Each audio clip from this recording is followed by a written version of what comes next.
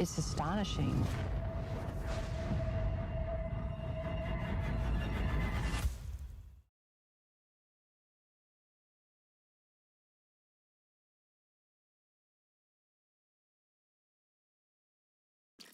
Yeah, you better.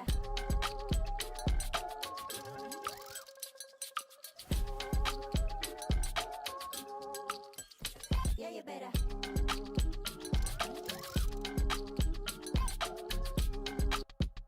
Yeah, you better.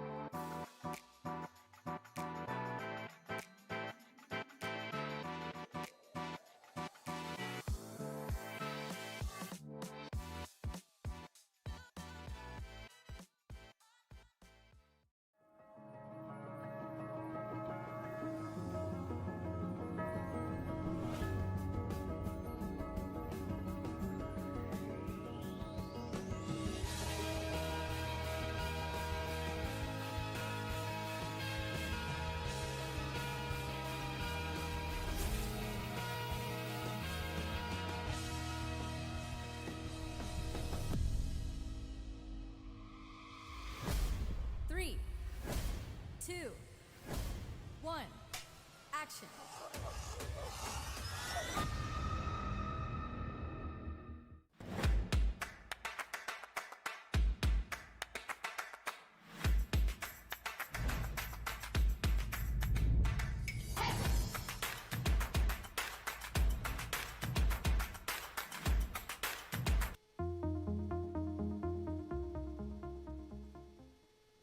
Hello everyone, welcome to ProAV. Thank you very much for joining us. I'm quite excited about this one because the Pyxis has finally made its way into the building. I finally have one in my hands. I'm joined by Mikkel, who's very kindly brought it in to show us and talk to us about it. How are you today? Not too bad, thank you. Yes, I did actually bring this one to you today. So yeah, it was quite exciting to unbox the camera together, wasn't it? Because I've seen it in trade shows. I saw it at the media production show, but it's the first time one's been in the building. It's the first time I've been able to sort of pick it up and turn it on and play. Allow me to touch it. You went straight on it and you rigged it yourself. Yep. And like, right, give me that box. with this. Give me the box. Yeah, absolutely. Fine. Absolutely. And we'll go through first impressions and all the rest of it. But firstly, thank you so much for taking the time to come down. Thank you for having me once again, actually. Absolutely. That's good. So, as we go, I can see the questions are coming in thick and fast already. Thank you very much for that. People watching us from all over the world. We've got Belgium, we've got Zambia, we've got the UK, of course. Interesting. We've got France. So, thank you, everyone. Keep the questions coming in. As I go through them, I can bring them up on screen like I just have down there. And I will sort of use them to steer the conversation, if you like, in the areas that you guys are interested in, of course. I think the main thing that a lot of people are going to be asking, we've had 2 questions about it already, is why the delay, when are they going to ship, all the rest of it. Yeah.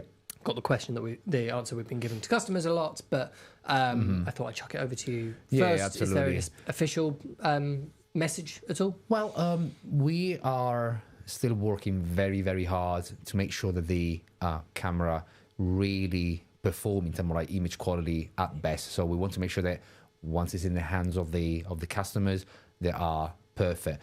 That's why we are still trying to finalize few things. It shouldn't be a massive delay, to be honest with you. So we're pretty close. So we hope it's not going to be too long until you get it in the hands of your customer and you guys. So, but we really want to make sure this is satisfactory to obviously our quality standards as well as to what your expectations are. So we want to respect that and make sure it's perfect. Cool. So what we tend to be saying to our customers that are inquiring at the moment is that we're hopeful for end of August shipping. Is just hopefully we're definitely going to work hard, and we hope to get closer to that. Yeah. Yep, excellent. And the Ursa Cine is due before that. Oh yeah, right? Ursa Cine I think is on track, and hopefully it's going to be earlier than that. So we'll see. So as you can see, it's not very much like a problem in itself. It's a good problem to have because we announced a number of different cameras, including the Cine, including 3 models of the Pyxis, also the Ursa Immersive. So there are several different things that are obviously we are working on at the moment. So busy. Again, we are very busy. So it's not only one thing, it's not only one project. And again, Blackmagic goes, very much like wide into his portfolio products. Therefore, we've got so many other things. Don't forget that we announced, probably in excess of 15 different products. So, and they all need the same sort of attention and same attention to details. So that's why I think it's not a justification, but it's also the reality of where we are as a manufacturer. We do produce a lot of different products for different markets, and sometimes you have to face the reality of making sure everything is at the right time, at the right spot, in the right condition. Sure. Fantastic. Okay, so this obviously has been launched already, but I think since it's the first time we're physically getting our hands on it. We covered it briefly in the last stream we did with Craig, which was on the whole overview. Catalogue and overview of all the products, mainly focusing on the Ursa Cine and the Pyxis. But to be honest, we started with the Ursa Cine. There was so much to talk about with the Ursa Cine you couldn't even move to this. Already way over time, and we hadn't really spoken about this yet. So we did cover it, but I really wanted to take the time to sit down and give this put some light on this one instead. It deserves, because this is a really special camera that a lot of us have been waiting a long time for from Blackmagic. Definitely heavily requested. Definitely. I mean, I think everything kind of like started off when we started with the Pocket and the idea of the full frame. The cinema camera then came along, and the full frame, I think, was a good kind of like step to move into the right direction. And obviously next to that, people will start asking, hey, how about my request about the box camera? That was a something that they've been waiting for so long. And I think the cinema camera was a very good platform to try and test that, and then obviously reshape it and fit it into a different form factor. I think is extremely beneficial, because now you got two different options when you decide to go DSLR style and you pick up a cinema camera, or whether you have. Oh, by the way, you got it here, yeah. So two different styles, similar. Very similar performances. In fact, you would expect to be exactly the same in terms of image quality. Of course, we had to re-engineer some part of it to make sure that it's housed correctly into this new body. But in terms of performances, will be very, very similar. So I think it's a matter of how you use the camera, the way you want to see implemented into your production, the way you will rig it. So that's pretty much the main differences. So there are people that will steer toward the cinema camera or the Pyxis, depending on their needs, really. Absolutely. So should we start with this sort of quick overview of the main? Let's start with a quick overview. I think you might agree that when I gave it to you, you felt pretty much the same, that the camera is smaller than it kind of looks like on paper. Obviously, you got a slide here that shows you the physicality or the physical ports and the in and out of the camera. But when you take it out of the box and it is just this bit, with no top handle, no lens, no side or anything like that, it feels remarkably small. Built up like this, it sort of feels FX6 size-ish almost, but stripped right down. It's stripped right down. Absolutely, it's kind of like narrow body. Obviously protrude on the back, but I think we made some compromise to accommodate few things that are important. We got an LCD screen on the side, we got the SDI connector, and you can see from the slide that we got on what other type of connection we got. Of course, we have the USB-C, we got the Ethernet port. We will talk about that. We have two slots for the CFA, so for the CF Express cards, we got two. The battery slot as well. Obviously, the slot is for a BPU battery there, and in front as well, we accommodated a USB-C port and a mini XLR for the audio. And that USB-C port to the front is quite useful, because as you can see, obviously here you rig it yourself. You hooked up an electronic viewfinder, which happens to be exactly the same that you can use in the Ursa Cine 12K. Absolutely. So and works brilliantly with it. It's definitely a good pair. It is a DisplayPort protocol that travels through USB-C, so that's very handy. So if you were to hook up maybe not an EVF but a small voltage or small sort of like consumption outside of external monitor, you can do that. Sure. So it's pretty easy. But yeah, in terms of physicality, again, some people are interested as well on the about the weight of the camera, which is 1.5 kilos. So that will sit nicely in any sort of like rigging solution that you might have, including gliders or gimbal or crate, whatever you happen to rig this camera, sliders. So that'd be absolutely bullhead, you name it. So it's the form factor really kind of like lends itself to kind of see this camera pretty much everywhere you want to rig it. Absolutely. A few questions have come in while we're on this slide with the ports. The first one says, is the Pyxis body more robust than the Pocket body? As general first impressions picking it up, I would say absolutely yes. Yeah. One of the first things I noticed picking it up for the first time a couple of hours ago was it feels so nice and metal and sturdy. Very, very CNC aeronautical metal, so it's super sturdy. So absolutely not problem with that. They're not compromising on the build quality of this camera, because we envisage that this camera is going to be used in pretty harsh environments, especially when you start rigging with so many different things. You need to make sure that the body is solid, and I think it's really sounds and solid at this stage, like any other camera, to be honest. But obviously, if you come from the cinema camera or the Pocket, you might have a different feeling. You might feel like, okay, the body might be a bit more, I don't know, maybe on a less sturdy side of things. But this one is a kind of like, you feel it as soon as you got it in your hands that you're holding a good piece of engineering there. Yeah, absolutely. Yeah. A few people have actually been asking about HDMI ports. So Sonny says hello from Austria. Why doesn't the Pyxis have an HDMI port like the pocket cameras? It could have opened it up for more productions like podcasts and small studio works. Ray says, is it possible to use an HDMI monitor with some kind of adapter? I think I saw another one as well. Well, of course, there is always a compromise, and you need to kind of like put on the scale what is the benefit against obviously what the cons are of an HDMI port. Of course, you know, in some of our solution we do feature a full-size HDMI like the cinema camera. On this one, we felt though that we have to be, again, because of the user with probably a lot of third-party gears and equipment, we wanted to go a bit, I think, a bit more robust on that connectivity as well. So SDI, we know, is a standard, is a broadcast standard, as well as, you know, in terms of connectivity, and the connection itself is more robust, it's lockable. So we don't want to take any chance. Plus, obviously, with this, we managed to sort of like keep the form factor limited. It is a different way. The SDI is actually attached to the board rather than an HDMI. So even at a board level is a bit more robust.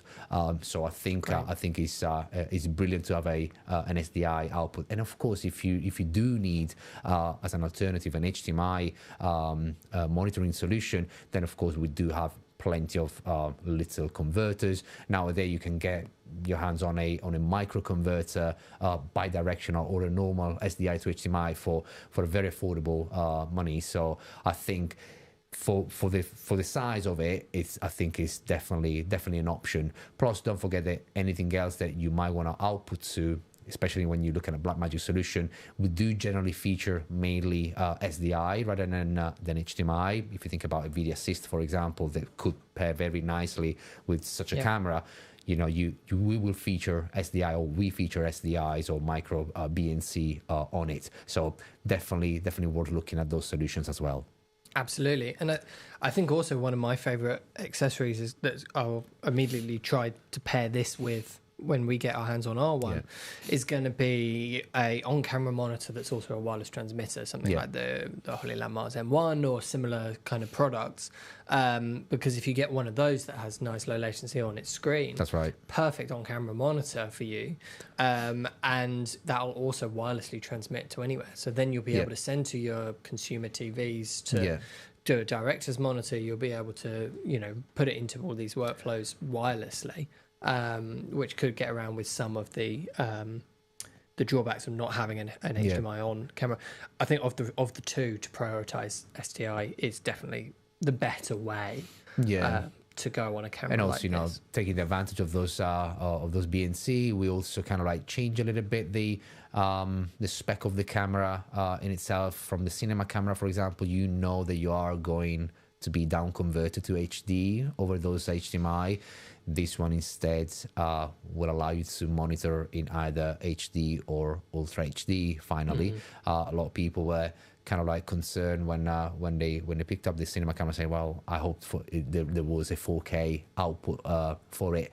This time in the Pyxis, you do have that up to 12G. P50, P60 is a proper 12G multi-rated output as well. So a bit more chats happening on this. Alamox is saying HDMI ports are too slow. The lag makes pulling focus remotely a painful experience. And Sonny actually says, I don't want to use it for focusing. I want to use it for controlling colour and iris on a studio floor. If the Pyxis had an SDI input, we could use as well, but it doesn't. So that it's talking about that HDMI technology that you have on your pockets when paired with ATEMs, where you can remotely control the camera. I understand that. And again, we do cater a different solution for this type of workflow.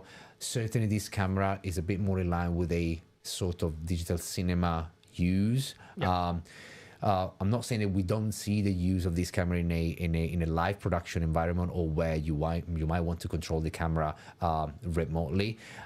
There are some ways to sort of control the camera remotely, but not in a way that you would generally do, like an SDI return, like we do with the studio camera, for example. Hence, for example, that's why we feature the Ethernet port over there. That Ethernet port is really important, because you can control some aspect of the camera think about, you know, a REST API that we announced for the cinema camera now has made its way into the Pyxis as well. So if you want to send some of the command or change some of the colorimeter of the camera, some aspect of it, you can definitely tap into the REST API, and it's not extremely difficult to program something like that. Again, especially if you're in a studio environment, there are people that are very good at what they do and they build their own solution for it. So at least there is a sort of like opening for people that want to have control. Of course, it doesn't feature any tally light, it doesn't feature any tollback, so things that are a bit more they belong a bit more into a studio environment, hence we got different solution for that. But certainly this camera sits among the digital cinema camera line of products. Fantastic. Lots of chat going on, but let's crack on with our slides, shall we? You know, I think we sort of like touch upon all these things already, but this is the way I like to look at the camera. Literally, these are the things that I see being the more relevant and the most relevant aspect of this camera, starting with the certainly with the sensor, the 6K full frame open gates. Then obviously we'll talk about the different models that we got available for this camera, the multiple mounting points, because you mentioned earlier perhaps you want to use a third-party product, and definitely, you know, having the ability of having multiple mounting points and anchor points is beneficial. The monitor on the sides, the 12G SDI, and the Ethernet port. So we'll go and sort of like dive into each one of these aspects first, because I think is important. As you had in the cinema camera, this camera features a full frame open gate 3.2. We already sort of commented the advantage of the full frame in our previous chat when we came here with the cinema camera, and I just want to remind obviously the guys what is on paper, but also what is really relevant when you're working with open gate 3.2. Yeah. So this gives you massive freedom. So I think the minimum we would expect from a camera as this one is to kind of like give you freedom when framing your subject, giving freedom when you're using different lens choices. For example, the massive benefit, I think one of the most important benefits of a 3.2 open gate sensor is the fact that you can use anamorphic lenses without sacrificing the horizontal aspect of it. So you can use the full height of the sensor, so you can pretty much use as much as you can, shooting at 5K, almost anamorphic. So that's really important. Plus the ability of re-racking the shot the way you want it, so you sort of like no longer bound to the aspect ratio as you would do with any other camera. With an open gate, you can choose how to cut it, reframe it, and obviously deliver it in a way. So this is a massive advantage. We don't forget that obviously it's typical from Blackmagic. We now been using this technology in the majority of our cameras, but the Cine. So this one, the dual native ISO, is pretty much in any of our camera at the moment, starting from the micro studio camera, so the super portable micro studio camera, up to the studios, the Broadcast G2, the cinema camera, and obviously the Pyxis is the next one up, which certainly featured the same sort of performances. So low lights is not now an impossible mission. I think if you set it up correctly, with the right value, knowing the camera, we mentioned in the past that, you know, sweet spot maybe around 1250 to make sure that you got maximum, you know, dynamic range, as well as the nice distribution of the ISO of the dynamic range through the ISO. So as you can see, this is just a reminder for you to see where the camera sits. But we all know that, and this is very common through the whole set of camera that we announced. So the camera, differently from the Ursa family, it doesn't feature interchangeable mounts, but we do offer 3 different models. Okay, the one I brought to you today is an L mount, which is the one we've seen the most orders for so far. Yeah, I think so. I think the idea, and probably the reason why you've seen more order on the L one, is because it certainly gives you more flexibility. Absolutely. In a way, if you want to, if you know what I'm saying, it's like if you are in the ballpark where, or in a position where you still own EF glasses, or maybe then you want to jump on PL for some particular project, you want to have that sort of flexibility. And nowadays, with those adapters out there, L mount becomes really an interesting option. So that's why we adopted it in the cinema camera, and we wanted to feature on this camera as well.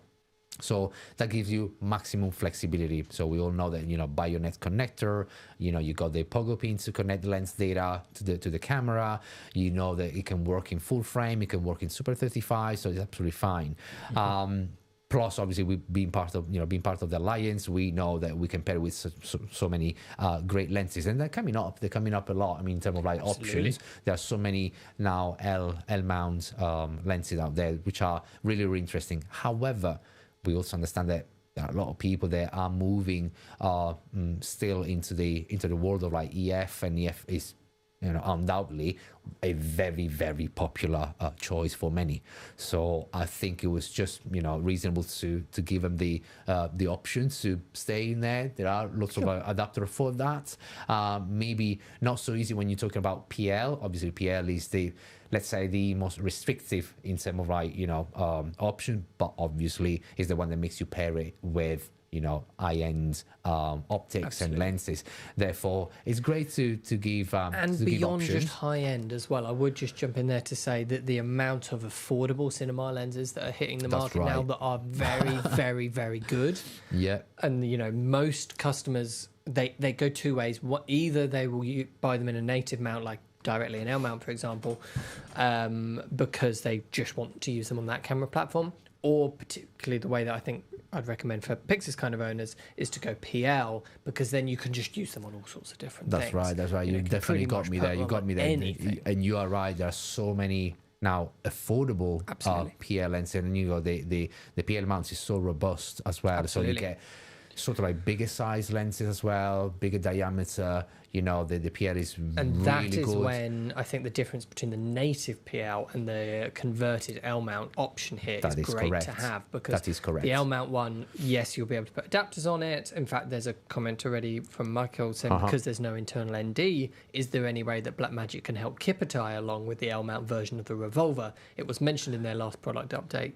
That's what we need. And yes, you're right, that would be a fantastic pair with this camera, because it'll add a bit of ND in between the lens and the camera, but it's always going to be the weaker way to do PL mount lenses. And you know, with this kind of lenses that I've got here in front of us here, or any of the smaller ones, it'll be absolutely fine. But when you start getting to big ones, you know, we had the Cook anamorphics in the showroom the other day. Those are beautiful with this full frame Absolutely. anamorphic on the 6.5 open gate. They'd be stunning. They cost slightly different price point to the camera, but they would be stunning. But those are huge. You're not getting those on a converted PL mount, really. Not only that, I mean, for how sturdy the body could be, and for how good, you know, you're going to put the lens on rods and LWSs and everything, you still want to make sure that the pairing between the back element and the mount itself is solid and sound. There's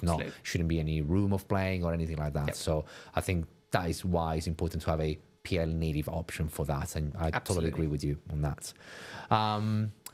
And again, what I was trying to also to highlight, when you, as you mentioned earlier, is when you use it with third party, and the reason why customer probably are going to approach the proxies rather than any other of the Blackmagic options is because of the riggability of the camera itself. So important to give double options in terms of like mounting point, 1/4 or 3/8, so you can literally use any sort of like, you know, accessory that you might think of. I think, you know, even on the side of the camera, you do have options.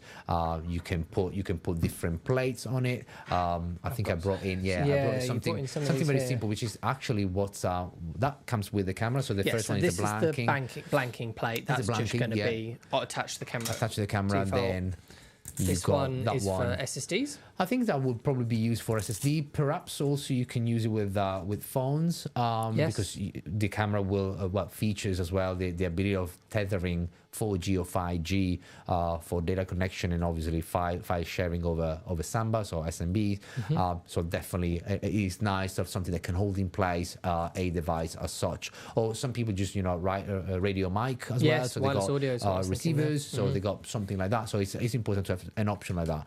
However, But then the one we've got on here, the which one I you think got is in my there- favourite of the bunch, yeah, by a long absolutely. way, looks like that. Is Oh, the there we go. Rosetta, yeah, 64 teeth, so you can use pretty much any sort of gear or grip that you like. And so here I've got just one I grabbed from the showroom. This is a Condor Blue side handle, and it's lovely. It just Looks having pretty that solid. on the side Helps makes massively, this isn't it? so much more comfortable to hold and cradle That's like right. that. And you can get all kinds of ones. This is a nice slimline one, but you can get big like wooden grip ones, which are much more tactile. Totally, there's so many lovely. different options. Which brand is the side handle you have? It's the Condor Blue side trigger. I'll put a link to it in the chat, but it's Condor Blue. Especially if you also start pairing it with with system which might have the ability of controlling motors, focus. Yes, you could pair this with something like the for tilted the nucleus, focus, right? Tilt, so stuff like that you might want it on your hand grip,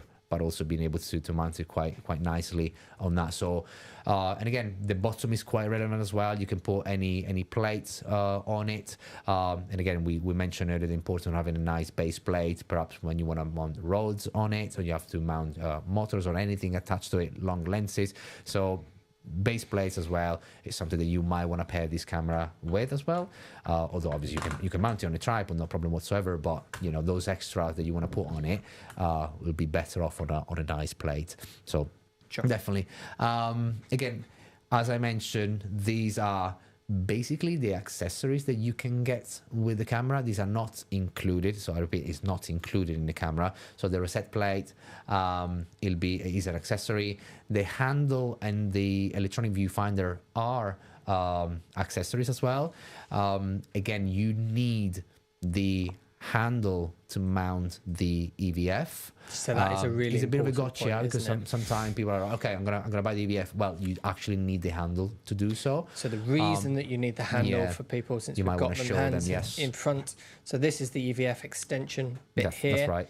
That has, I think it's just a normal NATO rail Yes, well, there. it's similar to It certainly looks similar to a normal racer. Mm-hmm. It might be slightly different, but it's a vertical one there. Yeah. And then on the front of the camera, there's on There you go. the handle, there's a little plate to put that down like that. So you have to slide it onto the And lock front it. of the actual top handle and lock it in order That's to it. attach that sort of top rod assembly.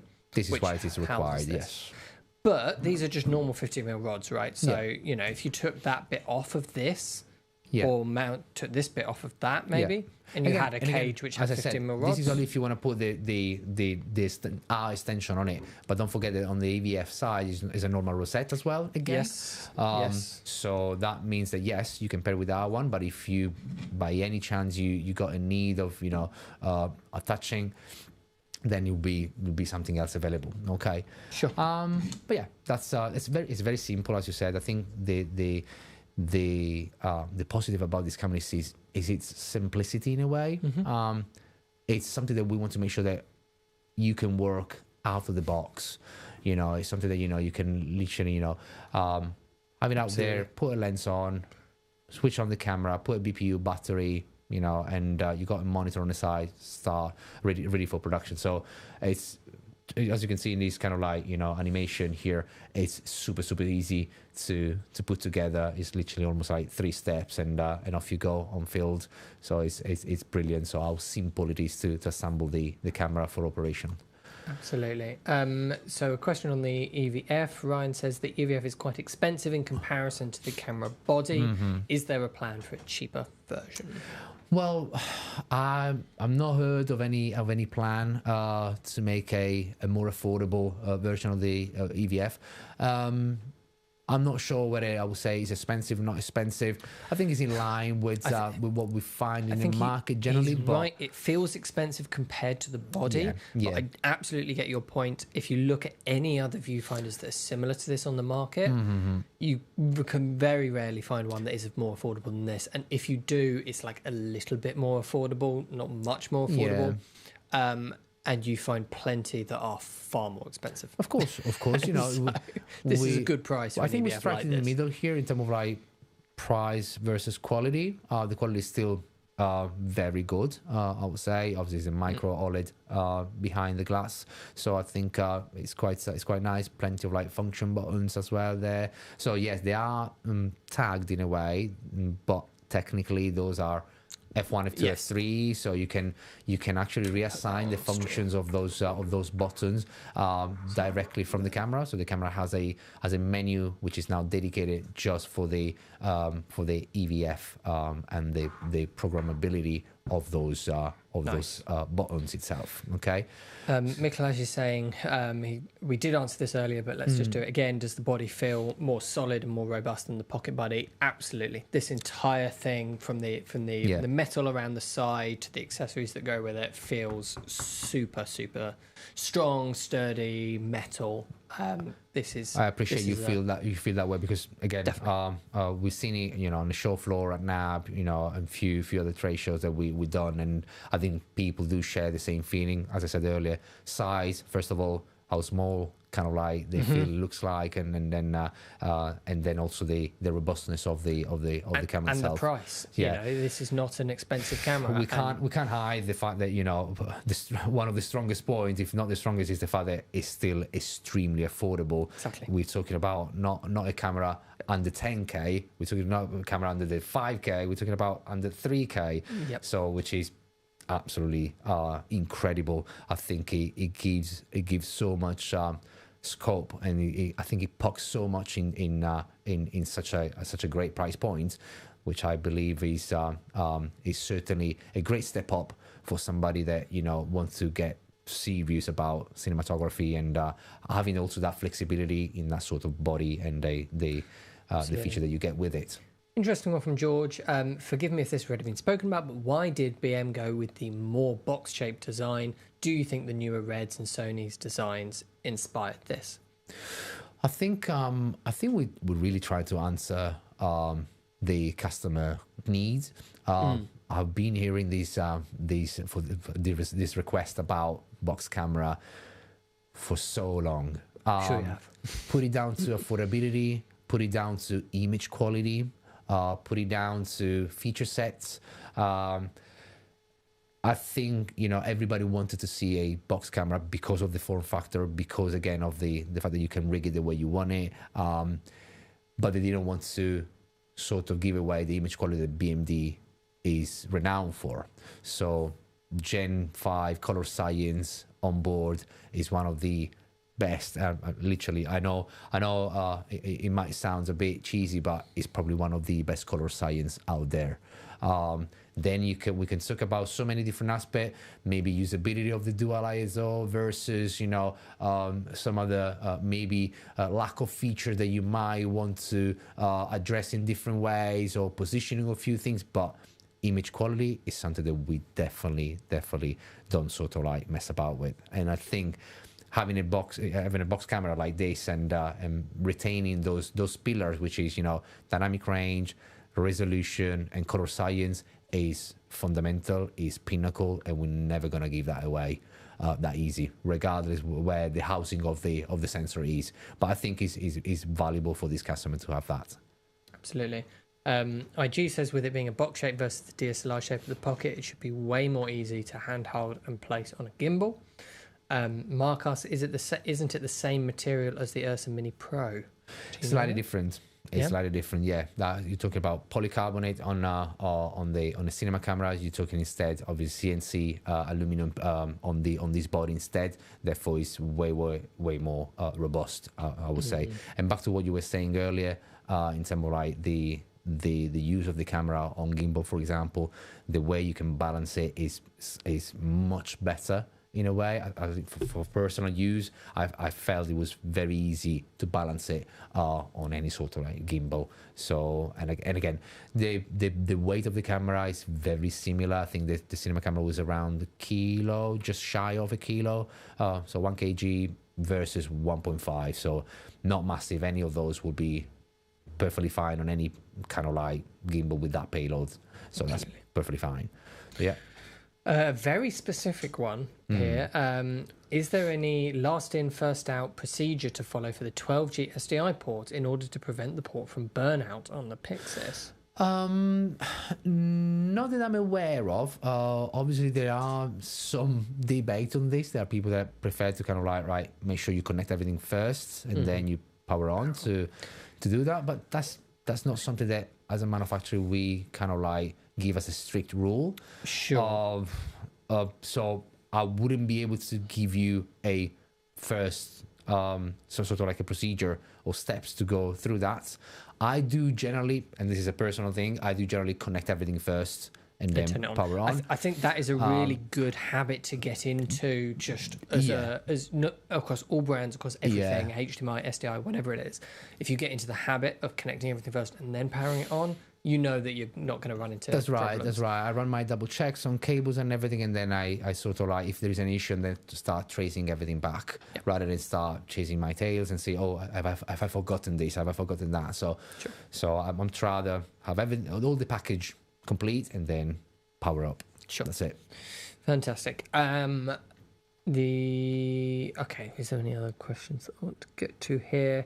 There's a few big topics that I haven't brought up from the comments on purpose because I think we're going to talk about them in a minute.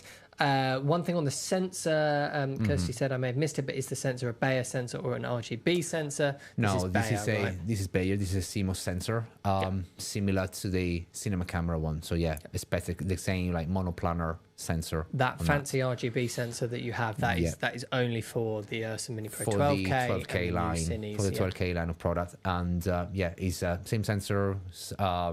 Full frame, as we mentioned earlier, OLPF in front of the. This has the OLPF. This one has got as well an OLPF, so that will help you to kind of tame those sort of artifacts like moire, aliasing slightly better. Again, when you get into those conversations, always trying to remind people you're never going to get rid of those things, those effects, those artifacts. These are kind of like physical effects. This is physics, so you can't defeat it in any other way. Yes, you could by trying to cheat in a way, put in an LPF, put in something that equalize the pictures slightly better. But we feel that it is important, especially if you're using this camera against LED walls, against intricate patterns, to have an OLPF to at least minimize those artifacts. Seek before we move on, says, why did you opt for Sony BPU battery instead of V-mount?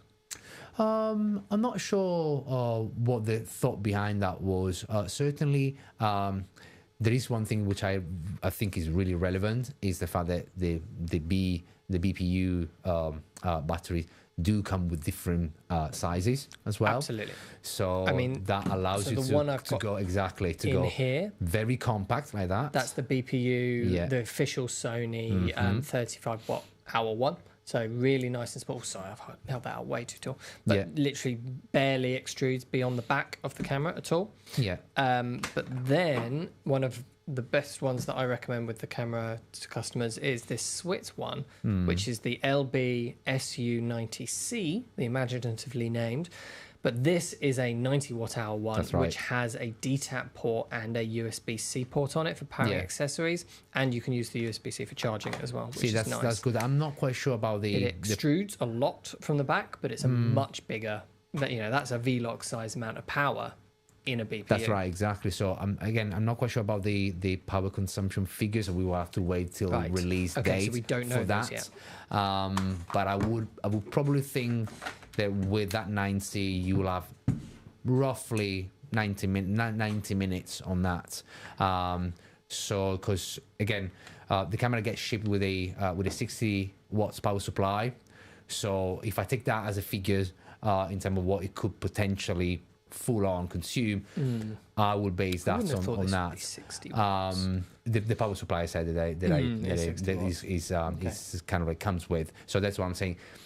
That obviously is conservative. It's kind of like that when you give a power supply, it's kind of like very conservative in a way. So you make sure there is enough headroom. But sure. Again, I haven't got the right figures for that. We have had quite a few questions on that. How many hours do you get for the different ones? That's right. But again, so we'll have to wait for those. That is the importance of having BPU batteries, because again you can have almost like V-Log duration and capacity in a small footprint. And of course, a lot of people will be wanting to pair this with external third-party monitors, things like that. So having the power outputs That's right. on the larger ones is That's really, great. really useful. Really cool. Talking of monitors and screens, I can see it's the next slide. Yeah. I've got a lot of questions here on the screen that's on the side and accessories. Yeah. Let's chat this lovely screen on the side. Yeah, this is it's a good addition for sure. I think rarely you see on box cameras a monitor on board of this Yes. quality. So I think this of the people are saying, why doesn't this articulate? Why doesn't it flip out? All the rest of it. I Yeah. think I would encourage them to picture the camera without a screen on the side, or Yeah. like with one of those tiny little like black Yeah. and white LCDs 3 that inches, just show 4 a couple inches, of yeah. settings. And try to navigate the menu on that. So- I think the way that you mentally think about this screen changes dramatically based on your expectations of what it's Yeah. for. Is this as a monitoring tool like the one on the back of the Pocket, or the big flip out ones that come with the Ursa Mini Pros, that kind of screen? Of course. Or is this a ramped up, beefed up version of those little side screens that you see on the Alexa and That's the right. Venice? Really depends on the usage. Of course, I think we commented earlier with you. You can see this camera obviously on a tripod. That could be perfect for a first camera system when following the scene, maybe focus pulling. Yes, it's perfectly fine. Again, access to the menu is a touch screen, so it's super intuitive. It's bright enough. It's 1500 nits, so it's still a very capable monitor in outdoor conditions. Of course, the fact that it's not articulated might bother some people, saying, "Hey, that would have been great," but of course that would have been probably a compromise to the design of the camera itself.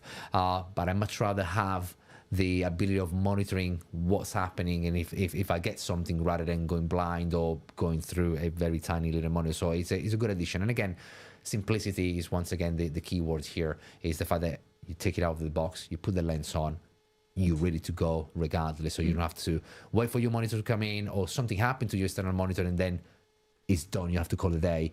There is something that whatever Exactly. you're looking at is either a backup or either a functioning monitor for what you need to do, or it's something that is nice to have on board for sure. I think the average customer is definitely going to want to have a third-party screen, though. I would strongly encourage anyone looking at actually buying this to pair Yeah. it with an external monitor of some Definitely, kind. you can see that and you use this very as a close to your utility. body. For the aesthetic that you're looking for, that sort of like camera, you're gonna move it around your body. Handheld especially, it's gonna be. It will require that external monitor for sure. Again, you might not even use the EVF Sure. as you mentioned to me, but we need to understand that anything can happen at any time. Absolutely. That monitor goes, And what there do are you do? some situations So- where you don't want, if you're on a gimbal, or you're on a jib, or you're on one of those remote motion control arms, that kind of thing. You don't want to have a third-party Yeah. monitor on the top. You don't want to have an EVF, all the rest of it. Yeah. You just want the brain. And so having a little window Yeah. on the side to see what the camera's doing, you're not using that as your main way of monitoring the camera. That's right. You're taking an SDI out to the back to all Or maybe sorts not, of different things. or you're even streaming, because again, we haven't thought about that, but it's also the way of monitoring the camera off board. Yes, we talk about the off board monitor like connected by an SDI or an HDMI, whatever Yeah. you happen to have available. But at the same time, you might gonna go completely wireless. Yes, you're gonna lose the ability of tapping into the menu, which is something that I get. But for monitoring, as you said, if it's on a Jimmy Jib or something like that, and you are really remotely, like in a video village type of thing, then the ability of the camera of using the tethering option like 4G and 5G or the Ethernet port to activate the streaming is really an important part of the workflow of the camera. You can stream directly to an ATEM streaming bridge and pick up the image to a normal monitor via SDI or HDMI. So that allows you to have, there will be a delay, but again, it'll be okay to sort of like frame in the camera, monitor what's happening. Of course, it might not be for focus pulling operations, but it'll be perfectly fine to show to your director. Fantastic. I've just put a link down in the chat to the SWIT battery that I just showed on stream a second ago. By the way, a couple of people were asking about it. And I have to bring it. I appreciate that you can't talk about upcoming products at all. I'm ignoring a huge amount of questions about will there be Do you want to get me some fired? sort of a You want to get me fired, don't I'm you? not trying to, I promise.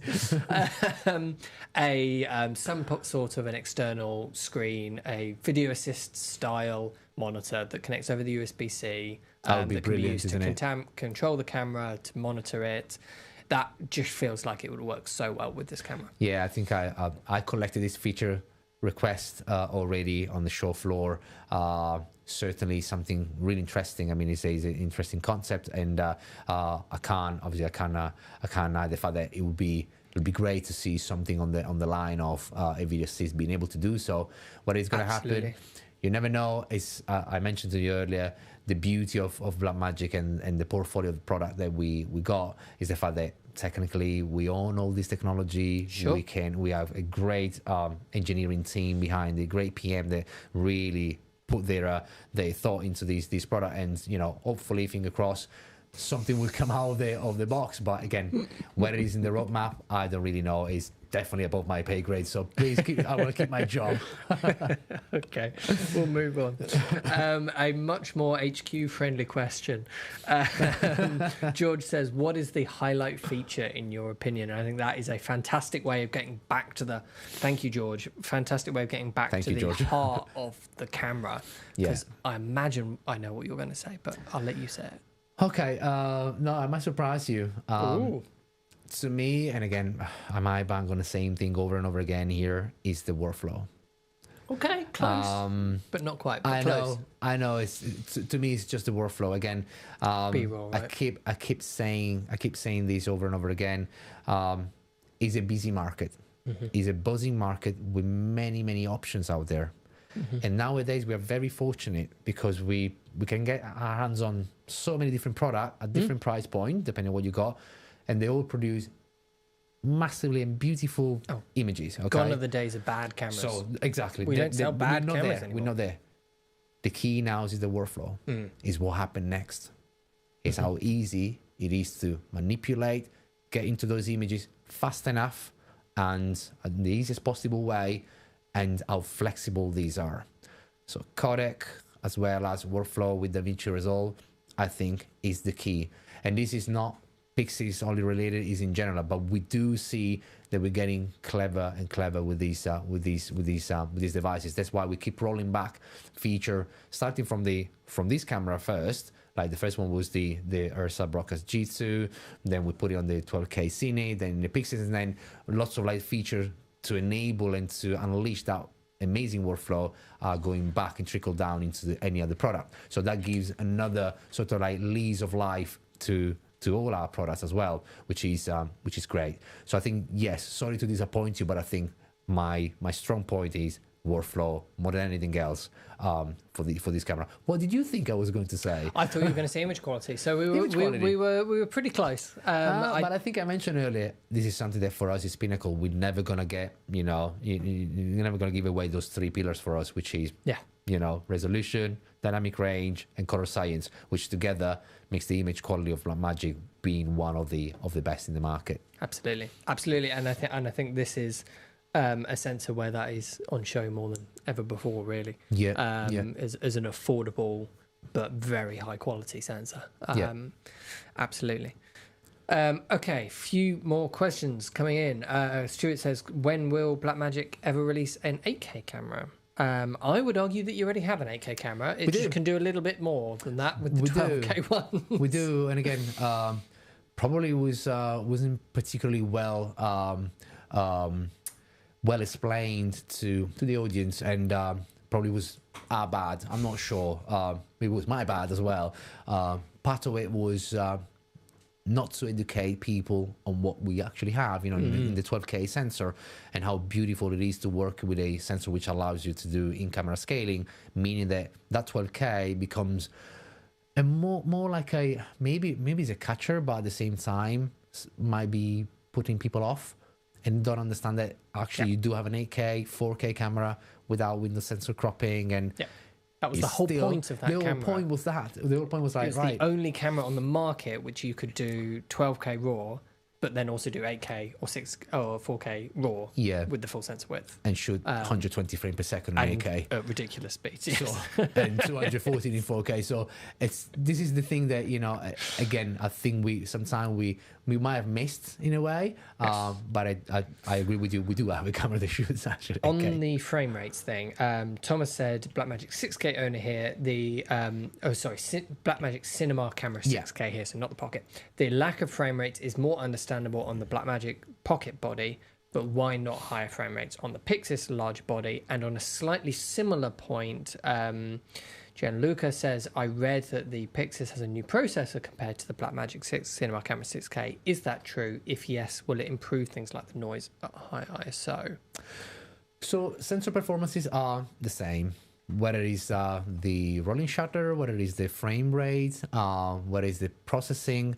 Of course, there is always some optimization that you have to make, even if the sensor is the same. Okay, and this is due to the form factor, so the cooling of the camera, the housing of the camera, the way the image is processed through the camera and go through an SDI pipeline. So of course there is processing which is completely different sometimes. But yeah, I haven't got a proper answer in terms of like, could we push a little bit more? Mm-hmm. I'm not quite sure. Of course, every time you do it, you have to compromise, okay? You know, the camera can show, 36 frames per second, which is fine. Going down to maybe 2.4 or 185, then you get faster rolling shutter, you get 50, 60 frames per second, 120 if you start window sensor cropping the sensor. So again, unfortunately, I think this is the fact. I mean, this is something that, as I said, is also a first iteration of a product.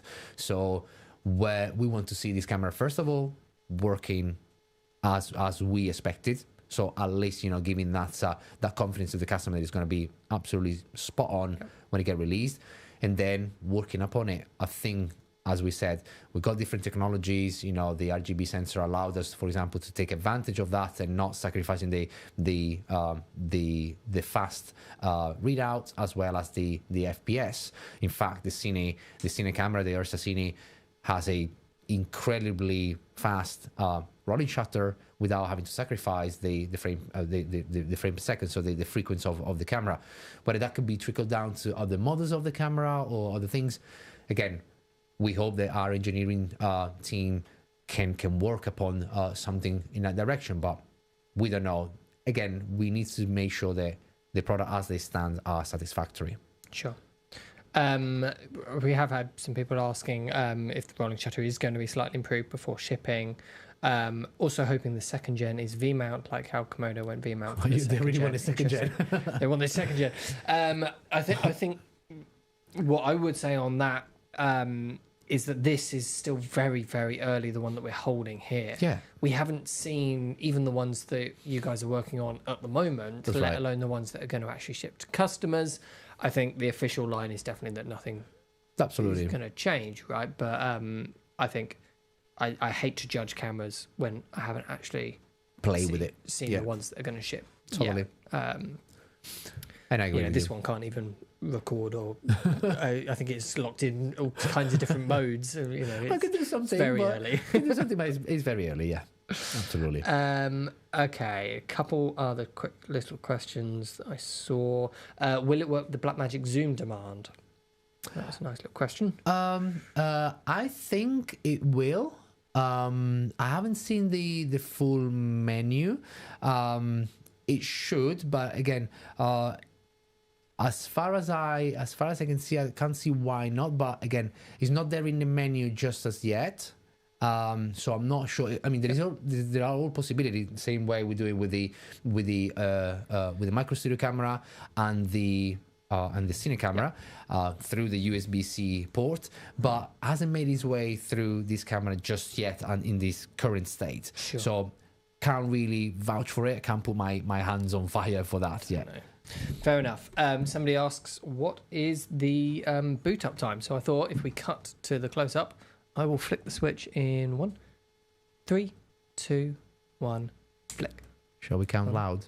2, 3, 4. That's it. 4 seconds. There you go. That's not bad. 4 That's seconds. fast. Yeah, that's pretty quick. Under 5 Pretty pleased seconds with is decent. Absolutely. Does it record 444? So the camera only records in Blackmagic RAW. Yes. Therefore, of course, with this Blackmagic RAW, as we did with the cinema camera, you also get the proxy file attached to it. So there is not really a profile as such, like a 444 or a codec, like a 10-bit codec on it. We also have a lot of questions on, as much as we love B-roll, this one says, are there any future plans to release a firmware update that may bring ProAV back for quick deliverables? I think you've seen our evolution and our iteration of products. More and more we are relying on our Blackmagic RAW. We put 100% our energy into making sure that this codec works. And when I say it works, I mean it compares to a popular codec, which could be sacrificing some of the aspect that we don't want to sacrifice instead. So the fact that Blackmagic RAW is so, in terms of performance, is so incredibly fast, light, but still 12-bit, and the ability of the flexibility that it has in this kind of like raw-ish nature, I think it sort of like outweighed the lack of a codec, of a 10-bit codec as such. I think is more relevant for us to have the 8-bit codec in 420 proxy file. Sure. Because of what I mentioned earlier, because of the idea of like moving toward the workflow with Resolve and the media management. I think this is really key. Then within Resolve, you can do whatever you want. Then with the video assist attached to it, you can do your ProRes backup, and the timecode will go through it. You can obviously make sure that you got a backup as well. But I think our energy is now towards the Blackmagic RAW and the connection that you get with the workflow. Fantastic. We're being asked to talk about audio features. Can you speak to the audio features? George is about to ask about audio. Let's go over the audio side of the camera. Yeah, so in terms of audio, we still have obviously scratch audio on board. Yes. And we do feature a XLR right at the front, a mini XLR for balance. XLR. Yeah, which is balance. Obviously, that will come with it comes with phantom power, so that is important. And we do have also the 3.5 jack. Now, I need to clarify this because, for complete clarity, we made a mistake on the last live stream about this, where we said that we didn't think that there was a 3.5mm Yeah, input. rectification. Yeah, there absolutely. definitely is. It's right here. I've got my finger on it. Yeah. 3.5mm mic That's input, right. and you said it also does time code through it as well. You take LTC from that input, so it is relevant when you're using any sort of like a third-party LTC. Absolutely. To connect that, and so this will play really well with Tentacle Syncs or the Rode Wireless Pro. The Rode Wireless Pro is fine. The Tentacle, for example, they got also option to go SDI, and that's true. why you got an SDI. So a BNC, right? It's not an SDI, it's a ref BNC in with timecode as well. Yep. So you can jump sync you can gen lock the cameras. You can obviously use it for timecode. But again, yes, those 3.5 are for headset as well as for your microphone, which will include the LTC traveling through the audio channels. Yeah, absolutely. And of course, there's a headphone jack on the back. Of course, they are separate, so you can select in the camera what you want to use. Maybe one channel with the XLR, the other channel is going to be maybe the 3.5. Do you know what the maximum recording mode is in the audio? That is always going to be a 48 kilohertz at 125. So it's standard pretty much. So 24 bit. Yeah. Piotr says, can you add 32-bit float with software update in the future? Not quite sure whether there is room for the FPGA to accommodate that. Definitely collect the feature request for that, for 32-bit. There are plenty of options, like as external audio recorder, which now offer that. I'm well aware of this. But at present, it's still 24. Absolutely. Somebody's just asked a question which I actually asked you about half an hour before the stream started, which was, does the Ursa Mini Pro handle work with it? And you pointed out there's no LANC port. No, that's so right. you'll be able to attach it with the rosette on the side, but there's no LANC port. But technically there is no LANC. Any of these, even this handle I've physically got here, which has a record start-stop on it, uses a LANC cable to do that, and there's no LANC. The only option, as I mentioned, to trigger the camera will be either via the USB-C PTP port, so you can use that, or you can use the REST API, or the Bluetooth, which is still part of the camera feature set. So those are the three ways you can trigger the camera, either remotely or somehow, obviously wirelessly, or connected by the Ethernet RJ45 port. Cool. G&K Studios says, does Blackmagic have any plans on making a more advanced and capable side handle, something along the lines of Sony's FX6? Not trying to compare the two, but a grip with more than just start or stop recording on it, perhaps over USB-C. We just only lately started to do some of the accessories. I mean, you've seen some of them in the Ursa Cine line, so like the grip handle, for example, or these kind of like EVF on the extension bracket as well. So we just started with this. I'm not sure whether there'll be more of this. Of course, you can see that we now have the engineering capability of building these things, which is great. So I'll stick to that, to the ability of doing it, which is important. It's still relevant, but at the moment we only got these accessories for the camera. Sure.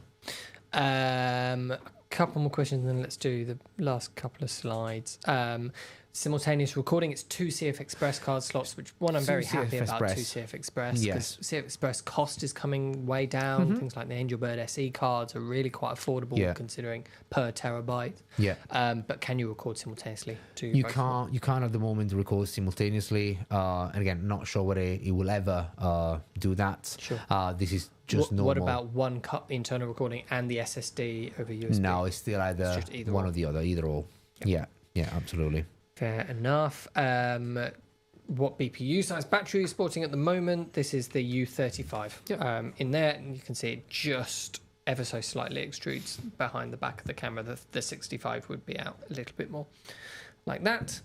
And a few people asking about Blackmagic Raw plugin for Final Cut Pro to do this in more than just Resolve. And then a few things, we'll talk about availability again at the end.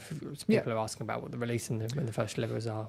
We mentioned it at the beginning, but we'll talk about it again at the end. All valid questions, absolutely all valid questions. We're getting a lot of questions, which is fantastic. Let's talk about the last couple of slides. I did see a question actually about wireless network functionality. Yeah, that's right. I think, as I said, this goes well with what I was saying about my favorite and preferred kind of like feature of this camera, which is the workflow, and this is the beginning of this workflow, which is how the camera does connect to the outside world, and in that case 4G 5G over USB-C is one of the options. The other one is the 1 gig port that you got on board, the RJ45. These allow you to connect the camera over Ethernet, but sharing the data over FTP or HTTP or Samba. So you need to open the port for it. So the camera, when you connect the camera, you will have in the camera app menu, you'll have the chance to activate those sort of like gate to the world, meaning that, for example, if you want to access the media from an HTTP, maybe even certified and encrypted, you can create that. You can share the password with somebody that wants to, and in that case, then you can access those files in a normal internet browser. So then you can download it, and it's great. Same thing with the Samba. Instead, is very interesting because whatever you get in the camera becomes all of a sudden a network drive. So if it's connected to a Samba, then you can share this and offload the media from your network. So meaning that if you got multiple people connected to this network, then you can start taking your parts and start working on it. And it's very similar to what we included in the Blackmagic app. That was the sort of platform that we tested this application with, and there's a Broadcast G2, and then basically all our new cameras now gonna start featuring these new media management page, which means that you can now navigate the content, you can delete the content, and you can also upload the content. Hence why, as I was saying earlier, the proxy mode becomes so relevant. The camera can definitely upload proxy only or original in proxy, and these will tie it into a lovely workflow, which goes, I think, even a step beyond what we're just saying. Because what we can do now, technically, you can trigger the record in camera. So as you can see, the recording goes directly into your CF Express card, both the proxies and the Blackmagic Raw simultaneously.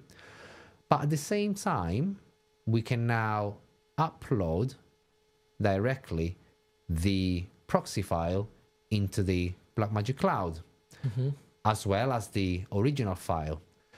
But the proxy file finds its way live into DaVinci Resolve.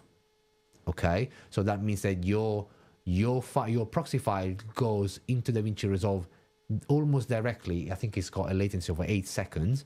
So you start literally feeding Resolve with proxies, and then and that is without even stopping. So you are doing literally live. So this is a growing file. Okay, where actually in the past we only stopped to the point where it's like, okay, you've wrapped the file, and that file then becomes available. We've actually just had that as a question. says, does the file sharing also work with growing files to live edit while recording? That's right. This is yes, exactly now the step ahead that we made. You're now going to get the proxy file, and that proxy file is clever enough, or at least Resolve is clever enough to understand that the proxy file is there. Therefore, when the Blackmagic Raw arrives, maybe when I got a better connection, maybe when I got a bit more data available, maybe when I got a bit more time available, because they're going to be bigger file, then when the Blackmagic Raw file becomes available, you can push it into Resolve, and that proxy file conforms with the original file flawlessly, meaning that you can then swap what you've done directly with the press of a button within Resolve. And because this is accessed in the Blackmagic Cloud, it's not bound to one single machine. It's a growing file which goes into a shared location, which means that multiple people can start accessing and working on it. And then when the Blackmagic Cloud sort of like hosts the Blackmagic Raw, they can do exactly the same. They will see these Blackmagic Raw file basically being pushed in. So after a while, you will get also the original file to work with. And at the same time, what sort of environments do you see that being used? So for example, like when you're on a DIT card, for example, you want to start, working straight away on some look. You can start building look right away.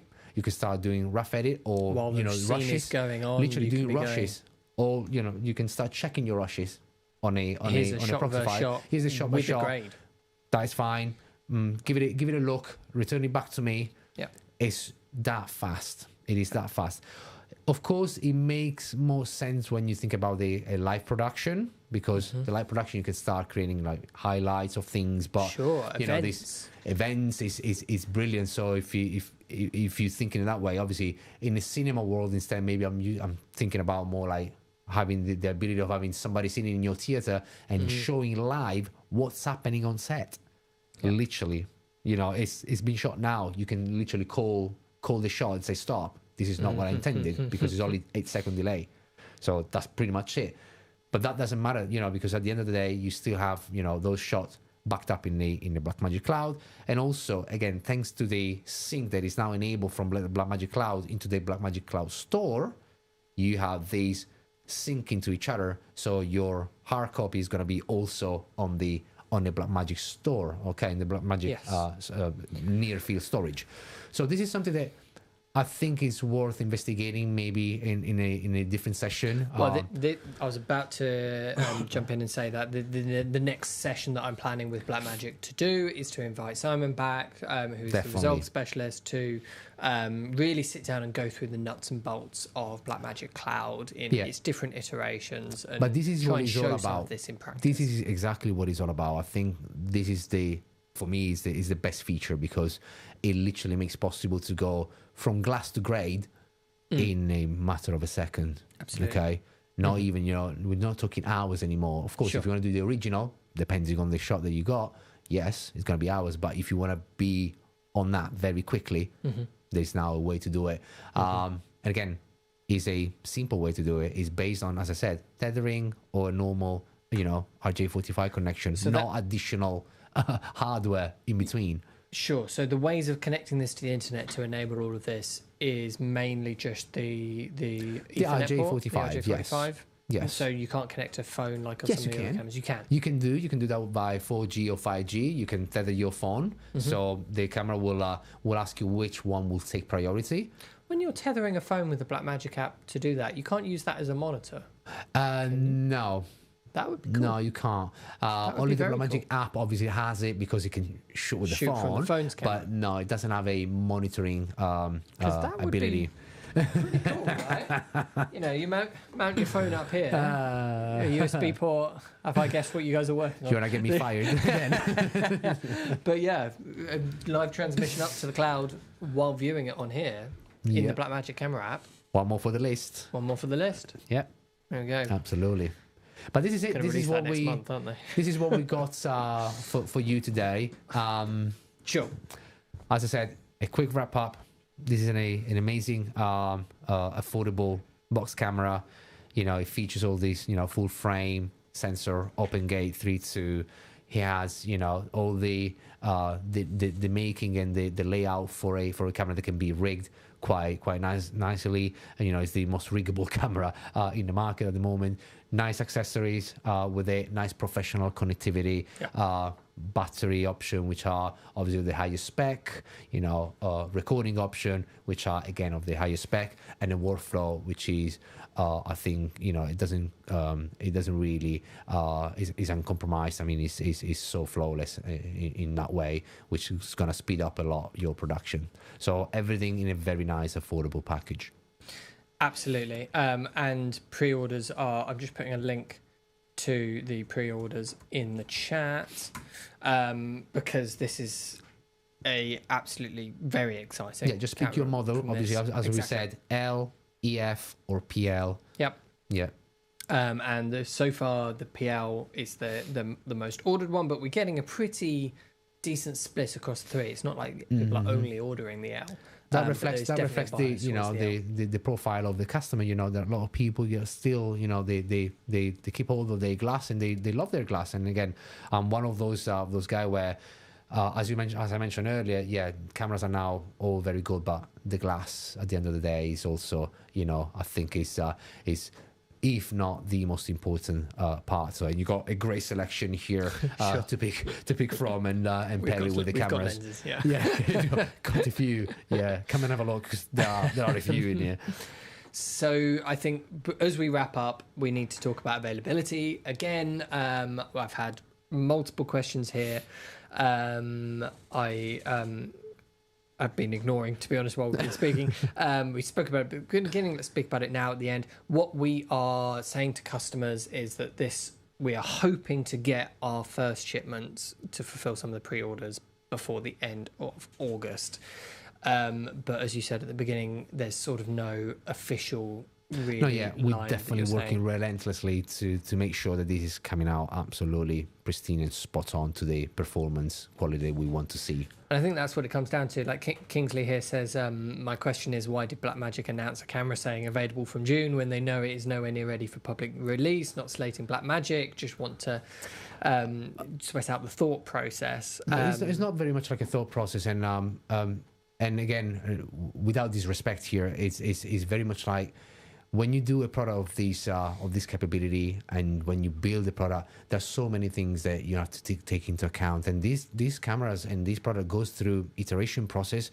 Even when you announce it, the engineer don't stop. They might come across something, and they all of a sudden they have to divert their attention and address it. So but there is something that is very important, that you don't want to compromise that. You don't want to compromise the fact that you just announced a camera. You don't want to just like send it out in the market and then having to then have a headache because it's not what is expected in terms of picture quality, in terms of what the customer should have in their hands. So I much rather say honestly, well, we want to make sure this is perfect. Yeah, and I do take the fact that of course initially you can announce it, maybe a short delay could be seen as something has happened, but actually it's not. It's just our attitude of literally going out with something that has to be fully working and in perfect condition as we expected. Absolutely, and hopefully if it's we're right at the end of July now. If it is within August, hopefully that is not too far away. Hopefully. I am certainly, for one, very excited to get my hands on one properly and be shooting with it. Because although I very much enjoyed playing with it today. You have to return it to me now. I have to return it to you now, and also it doesn't fully work. So I'd like a full working one, please. That would be lovely. That's a fair point. Hopefully very, very, very soon, because this is a really exciting camera. Cool. Really exciting camera, and to see a whole new body style is refreshing from Blackmagic. I'm glad you feel that way. I'm glad you feel that way. Thank you. Absolutely. But yeah, I think that's a fantastic place to wrap up. Cool. Thank you so much for, as I said at the start, thank you guys once again. Thanks ProAV for having me once again here. Okay, and I hope the next one is going to be equally interesting, and I'm sure we will go through some interesting feature to kind of like put together these two worlds. The lens, and then obviously the post-production, and show what the workflow is all about. Oh, absolutely. Looking forward to that next chat, Thank Simon. you, Carl. But yes, thank you very much for today. And like I said, pre-orders are open at ProAV, so if you want to pre-order any of the Pyxis or any of the accessories we've talked about today, and if you want any guidance on any of the accessories that we've talked about, be it batteries, monitors, grips, anything like that, just get in touch with our sales team. We're more than happy to talk you through it or bring you here into the showroom to show you some of them. But yeah, thank you all so much for watching. I'll see you very soon. Thank you, guys. Bye.